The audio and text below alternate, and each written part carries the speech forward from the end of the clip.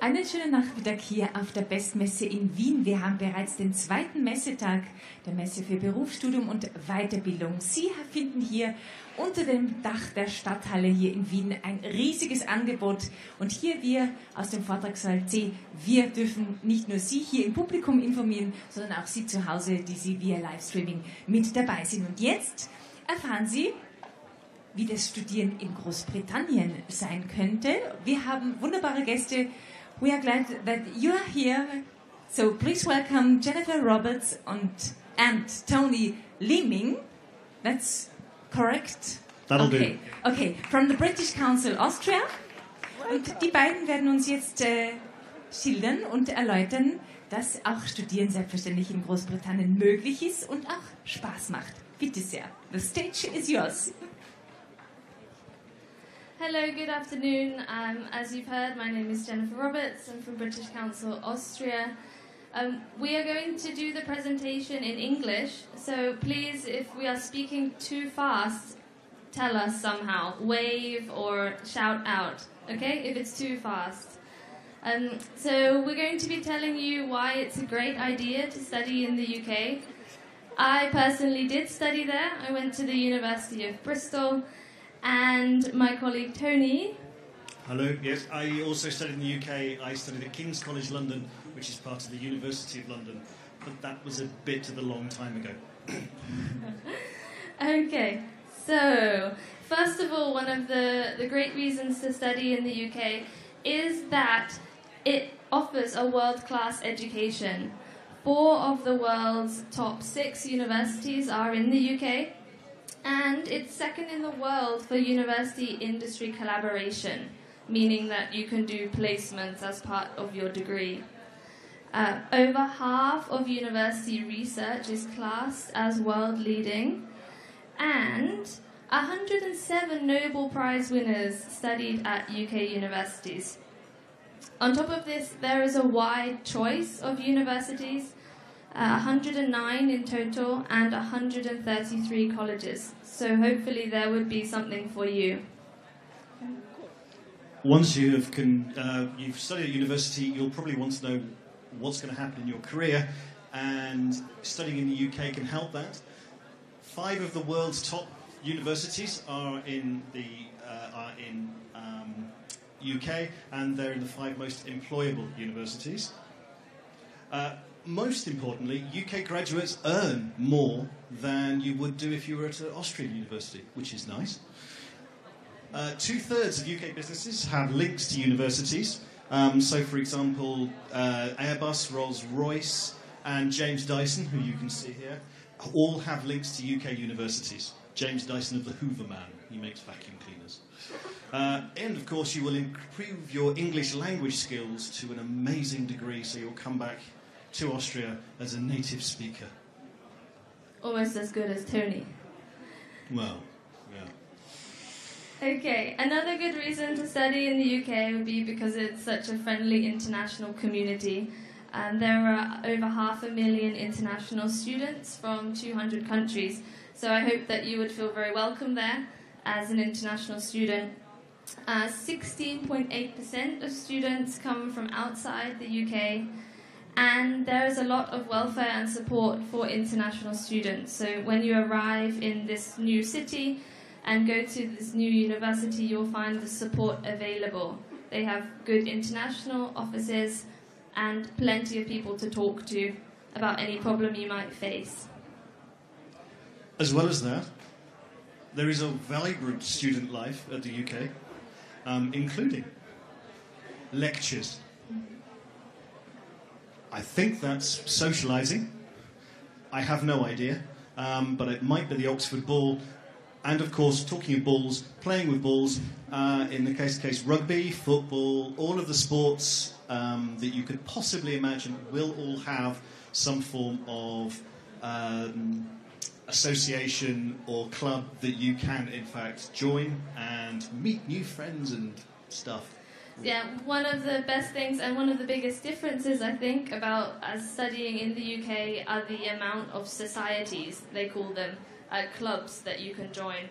And they can range from any type of sport to any type of hobby just anything you could imagine. Cheerleading, for example? Yes, cheerleading was one society I joined, for example, but also chess playing or skydiving. Anything that you might want to do, you could try at a UK university. Of course, a very important aspect of life is the food. British food has a reputation which is not justified, for we have the great roast dinner. Chinese food, every major, not just this, every major metropolitan area in the UK, Bradford, Manchester, London, all has its own Chinatown, as well as a curry mile as well. So if you're interested in Indian spicy food, world's best spicy Indian food is in the UK. There's teas. A Devon cream tea is not to be sniffed at. Pizza, I get that. And of course, the all-time classic, fish and chips, normally washed down with a nice warm pint of beer. And you can't forget the great British weather. Although with global warming, that's probably going to be a bit better soon, but fingers crossed. Okay, so back on to types of degree. If you decide you want to go to the UK, you need to know about the options you have for studying there. Very similar to Austria nowadays, you have the Bologna system, so we have the BA, MA, for example. If I start with bachelors, most bachelor programs are 3 years long, but they can be 4 if you have then a placement in industry or if you go abroad for a year, for example.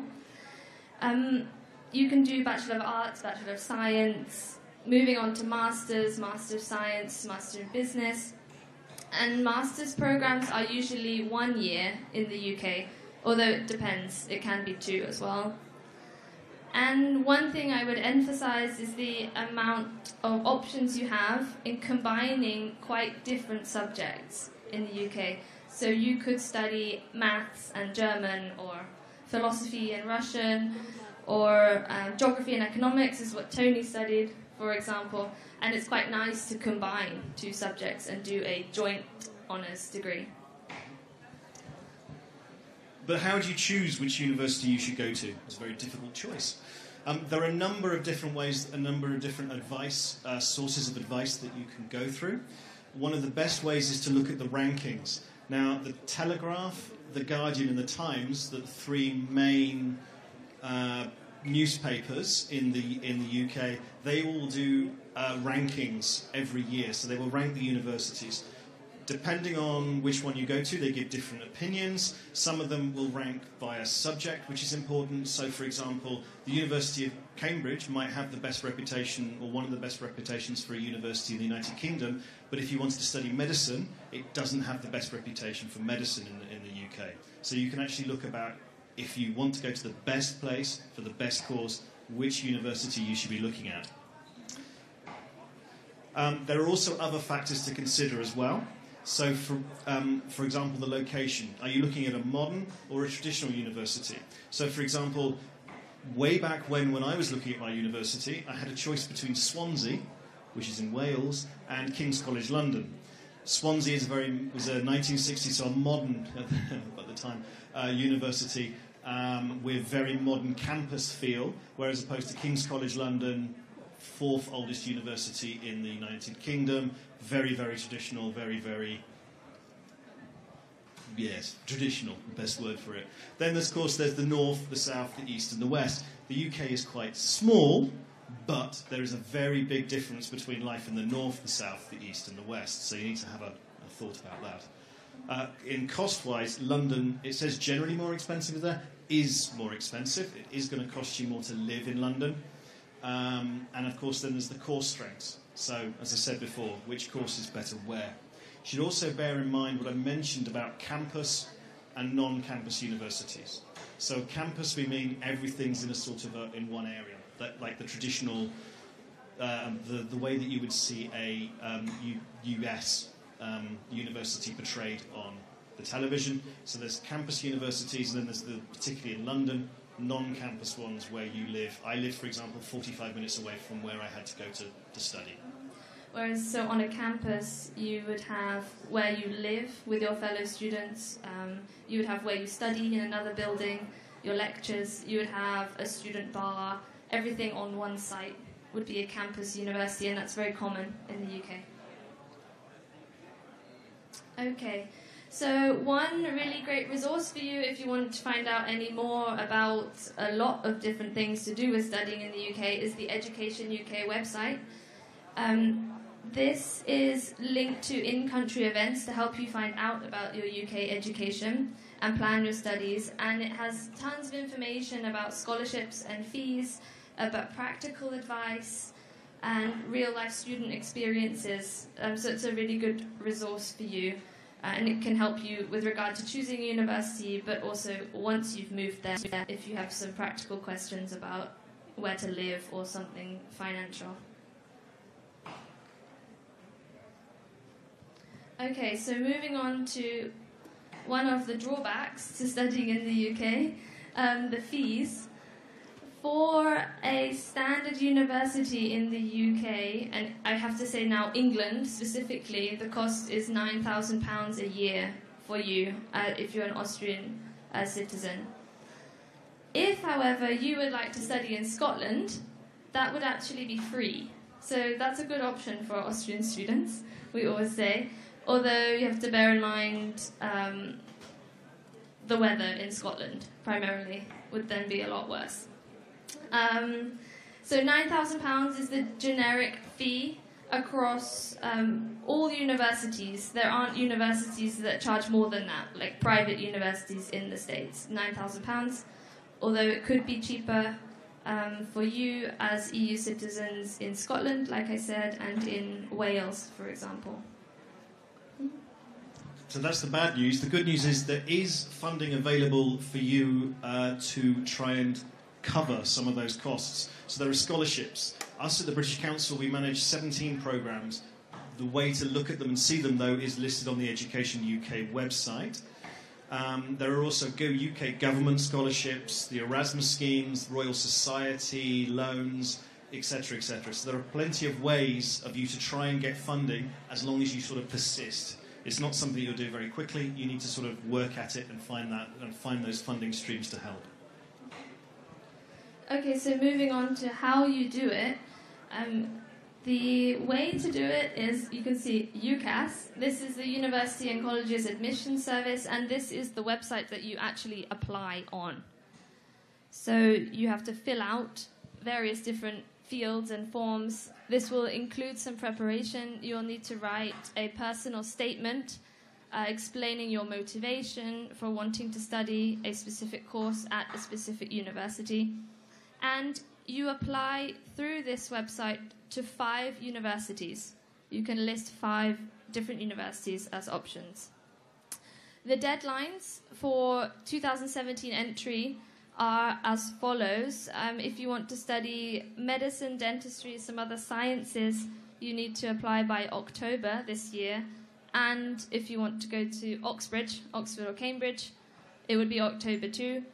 For most other undergraduate courses, you need to apply by January 2017. If any of you want to do postgraduate study in the UK, there's a separate website, a UK Pass, and you can see the link here, prospects.ac.uk. But you can also contact the university directly to organise a postgraduate course there. As you are studying in the United Kingdom, one of the main requirements will be that your English level is up to the level required for you to be able to study and work and thrive within the course. So therefore you do need, and the universities will have requirements to test your English level.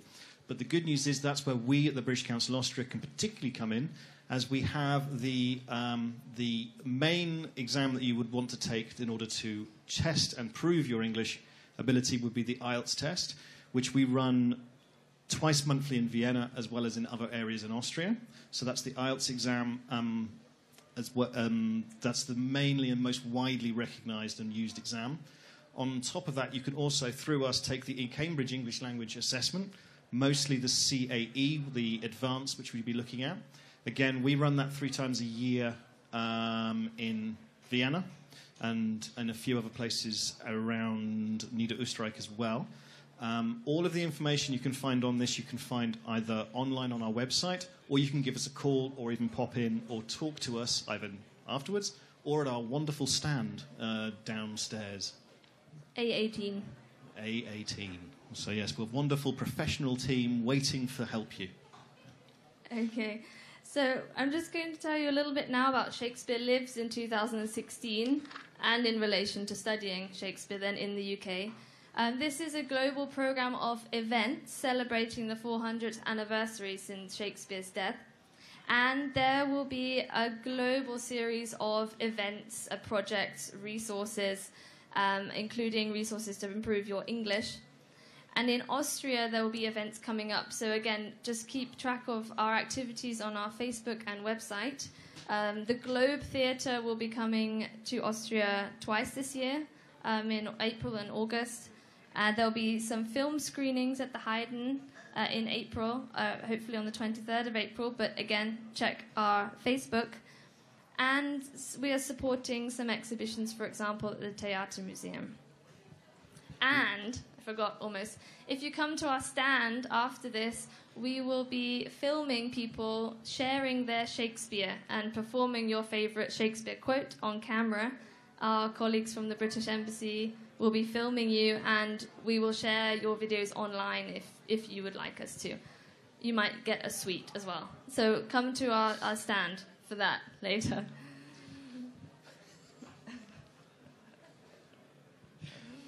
So you're interested in Shakespeare, but you can also combine Shakespeare with your study in the UK. It's a world of opportunity. So you can find out more courses and find courses at the Education UK website again. But you could take a course. There are specialist courses in Shakespeare. For example, you could do a global Shakespeare, Shakespeare and history, many, many more Shakespeare-related courses. You could take just mere modules in undergraduate and postgraduate courses, but you could do in-depth in studies into Shakespeare. You could do a thesis on it, for example, on him or her. You could take a drama course or apply to a drama school. There are a number of drama schools that are actually linked with the Royal Shakespeare Company. So you could be sort of brushing shoulders with Kenneth Branagh and Dame Judi Dench. And you could also learn English via Shakespeare. For example, did you know the words excitement, which describes this wonderful presentation, luggage, which doesn't so much, skim milk, are all in fact words that were invented by Shakespeare. Mm-hmm.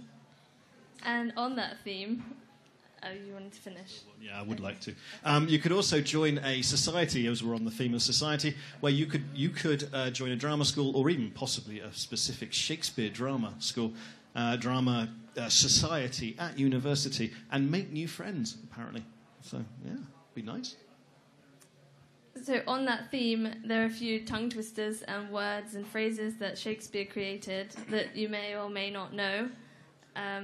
Tony, do you want to go ahead with the tongue twisters? Yeah, thanks. So, spangled starlight sheen. Your turn. If it were done when 'tis done, then 'twere well. Oh, really? With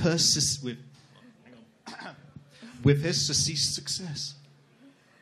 Some expressions you may know, like the game is up. Fair play. And eaten out of house and home. But you might not want to say these to your friends or relatives or teacher. Ye fat guts. Thou cream-faced loon. You stale old mouse-eaten dry cheese. Ah, Shakespeare. Also, if you are in the UK, you could go and see some of the places where Shakespeare lived, for example.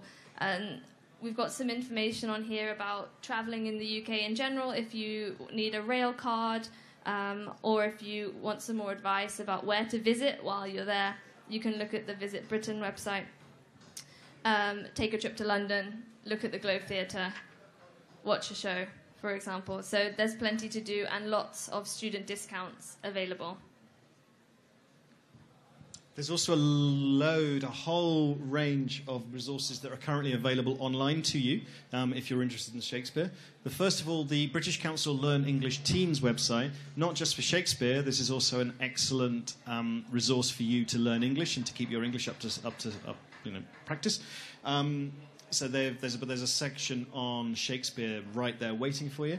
There are our partners and recommendations, the No Fear Shakespeare website. If you were looking for this has a modern translation of the plays and the sonnets next to the original Shakespeare versions. Then there's Shakespeare for a Digital Age, whatever that means, bloggingshakespeare.com. There's Shakespeare done digitally. And then, of course, there's the Daddy website, Shakespeare Lives 2016. This is where all of the information that you would need, huge amounts of information on Shakespeare. There's going to be, there is already films, resources, links to other websites, huge amounts of information and entertainment to be found on that website. So that's shakespearelives.org.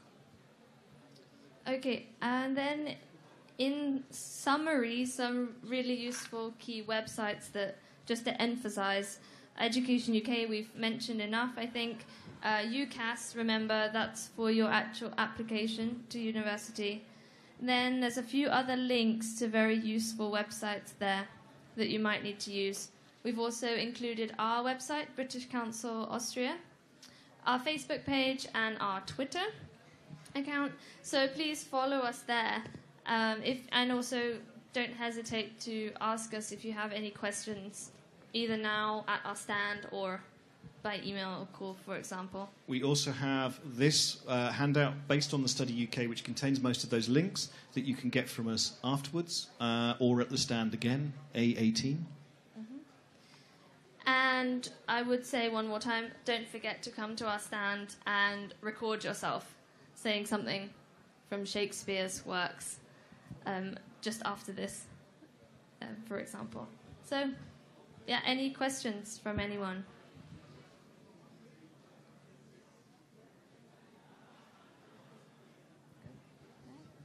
Okay, if you do think of any questions, we're at the stand or we'll be loitering around just around here so you can come and ask us personally.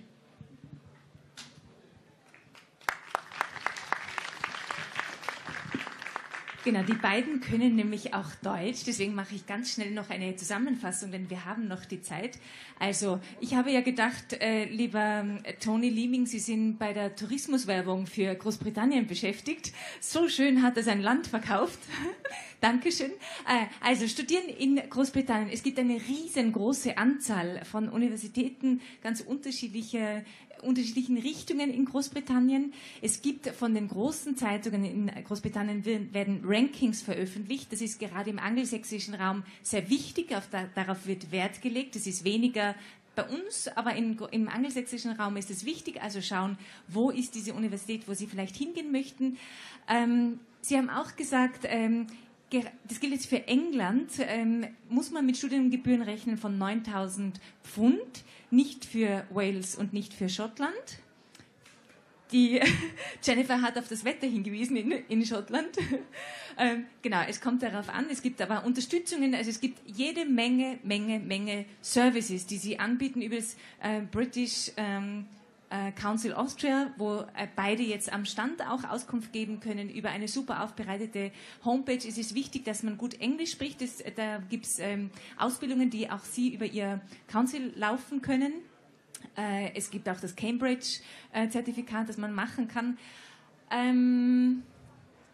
So, was habe ich noch? Genau, in diesem Jahr eindrucksvoll, Shakespeare steht im Mittelpunkt. Also es gibt viele Veranstaltungen von den Universitäten, aber auch das Rahmenprogramm rundherum, aber nicht nur in Großbritannien, sondern auch hier.